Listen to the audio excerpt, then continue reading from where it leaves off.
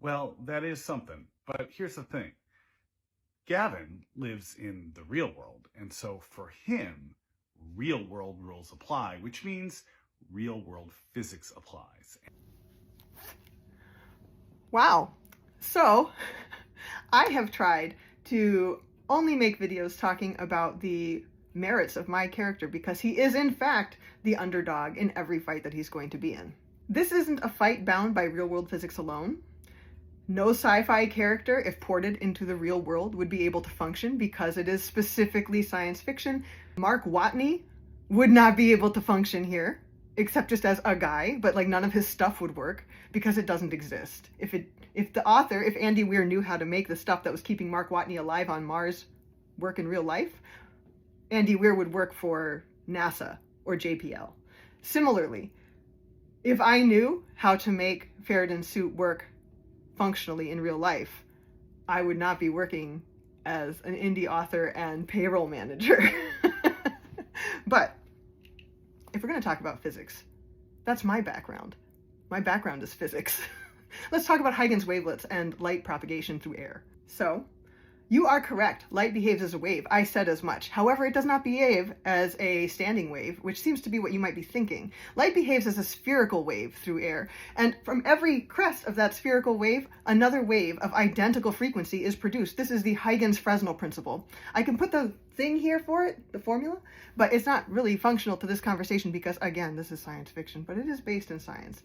Ferriden's suit is, in fact, based on technology that is currently in development and has been for the last 10 or 15 years. It looks pretty good right now, but like you said, it only works from one direction in our real world. However, if you had shown a video of a train coming towards the screen in a theater, maybe the audience would have freaked out 150 years ago.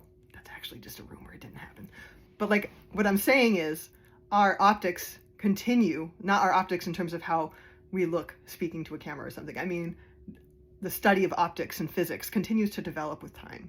Things that we thought were impossible are now not. Ferriden's suit is not an impossibility in the physical world. It is only an impossibility with the technology currently available to us and our current understanding of the field of optics.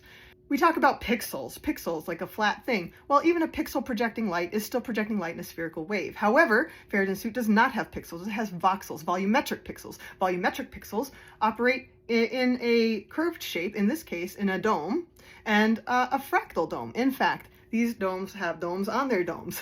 Think about a pimple with lots of little pimples on it. When you burst them all, it goes in all directions, not one. From each wave emitted, from that hump, from that voxel, another wave is going to be emitted spherically from every point on that sphere. What you get is a radiant effect, radiation, not a linear effect. We are not talking about standing waves, we were talking about EM emissions.